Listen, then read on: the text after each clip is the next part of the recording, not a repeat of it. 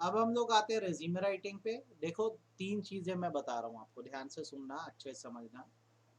जब आप किसी को डिटेल देते हो, खासकर फॉर्मल डिटेल देते हो, तो तीन चीजें काम आती हैं। या तो रेज्यूमे काम आता है, या तो सीवी काम आता है, या तो बायोडाटा काम आता है।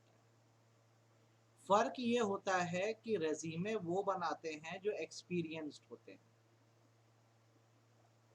सीवी उनके लिए होता है जो फ्रेशर होते हैं, और बायोडाटा वो डिटेल होता है जो फॉर्मली और इनफॉर्मली दोनों जगह अप्लाई होता है। जैसे शादियों का भी बायोडाटा बनता है ना, तो अभी आप जैसे कहीं जॉब ज्वाइन करने जाओगे, नए नए आप हो, तो आपको सीवी बनाना है। आपको जब वर्क एक्सपीरियंस हो जाएगा तो आप रेज्यूमे बताओगे, जिसमें आप पर्सनल डिटेल से ज़्यादा अपने वर्क डिटेल को हाईलाइट करना, ठीक है। तो बेसिकली अगर रेज्यूमे का मतलब बोले तो क्या है, तो रेज्यूमे बेसिकली एक डॉक्यूमेंट है, is a document that introduces you, मतलब applicant, to your prospective employer और ट्रेनर। ये बताता है कि आप कौन हो, आपने क्या किया है, और वो आपको क्यों नौकरी पर रखें। सिंपल सी चीज़ है, ये आपको डाउट नहीं होना चाहिए, भूलना नहीं चाहिए। नेक्स्ट, जब भी आप रेज्यूमे लेके जाओ तो एक कवर लेटर में होना चाहिए। कवर लेटर कैसे होता है, जैसे टू द कंसर्न, मैं इस जॉब के लिए अप्लाई करना चाहती हूँ, ये लेटर पहले होना चाहिए, फिर अंदर आपका रेज्यूमे होना चाहिए। तो ये बहुत अच्छे से आप ध्यान रखना, बिना कवर लेटर के रेज्यूमे नहीं होना चाहिए। अब अलग अलग तरह के रेज्यूमे होते हैं, जैसे कुछ होते हैं क्रोनोलॉजिकल, इसमें आप क्या करते हो, टाइम लाइन पे अपना वर्क एंड एजुकेशन एक्सपीरियंस बताते हो,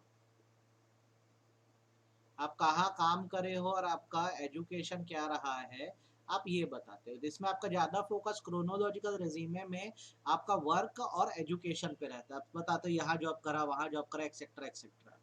फंक्शनल रेज्यूमे वो होता है जिसमें आपका ज़्यादा फोकस आपके स्किल्स एंड हॉबीज़ पे रहता है, और ज़्यादा प्रिसाइज बोलूँ तो स्किल्स और अकम्पलिशमेंट पे रहता है कि आपने क्या क्या अचीव किया है।